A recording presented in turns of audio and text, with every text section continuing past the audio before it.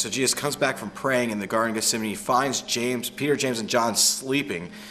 And he basically says to them, look, the hour has come. The Son of Man is betrayed into the hands of sinners. And so Judas is coming with the people that the chief priests and the elders had sent with him with swords and clubs. And he basically says, hey, the one I kiss is the one that you need to arrest. Arrest the one that I kiss. And he goes up to Jesus and he says, my rabbi, or rabbi, teacher. And he kisses him, and they arrest Jesus. And as they were arresting him, Peter drew out his sword and cut off one of the guard's ears. And Jesus said, stop, I am not here to cause a rebellion. And he took the ear that had been cut off and placed it back on this soldier's head, and he healed him. Jesus was healing even in this situation. And so they arrest Jesus, and they send him off to be basically judged from there on by the Pharisees and teachers of the law. And they bring him into this room where all these people are gathered. Even with the Sanhedrin, the 70 elders, the ruling council, who were there trying to bring false testimony against Jesus. They were trying to find someone who would bear witness, even a false witness against Christ, to which they could even condemn him to death. And basically the Pharisees basically ask him, are you the Christ? He says, I am the Christ. In fact, you will see the Son of Man coming with the clouds and with great glory. And they rip their clothes at this. And called out, blasphemy, blasphemy.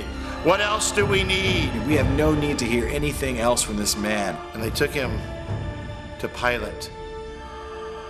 But Pilate had a responsibility, and he tried to put it off. And he says, I find no fault in this man. What has he done? Barabbas, who's a notorious prisoner, basically at this time, is basically Pilate says, who do you want me to release to you, Barabbas or Jesus? And wouldn't you know, the crowd that had shifted from receiving him before and others added, they started rejecting Jesus and saying, crucify him, crucify him. So Jesus is sent to the cross. Jesus was beaten and flogged beyond description. And then they put a rugged cross on his back and made him carry it all the way to Golgotha, which means the place of the skull. Here Jesus is crucified outside of Jerusalem, signifying that he had carried the sins outside of the city. He was carrying our sins away. And then he was also our sacrificial lamb. He died in our place. He took our sin for us. He shed his own blood so that we would not have to take upon the wrath of God. And so they're nailing these nails into his hands and his feet. And there, between two thieves, two robbers, Jesus was crucified. And you just imagine this moment, the anguish, the pain. And at those moments, Jesus basically cries out from the cross, Father, forgive them. They don't know what they're doing. I mean, Jesus is ministering people from the cross, and the Pharisees are speaking out against him, basically saying, you saved others, let him save himself. Yeah, you healed the sick, you did these things, but save yourself from these things. And even the thieves on the cross are saying this. And you have two thieves here. One thief who is basically crying out Jesus and saying, God, help me, save me, deliver me. The other one's just mocking Jesus and basically cursing him just like the rest of the people are. And Jesus looks at the thief on the cross and he says, today you will be with me in paradise. So darkness covers over the whole city of Jerusalem.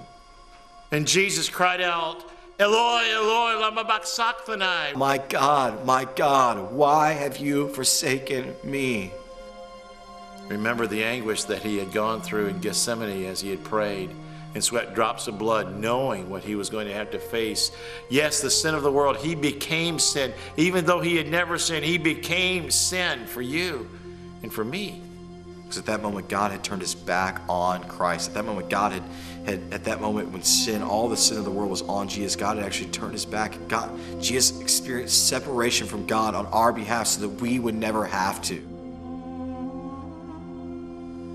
From there, Jesus cried out, it is finished. And he dies. And the curtain in the temple ripped in half from top to bottom. That curtain was separating the Holy of Holies from the rest of the temple.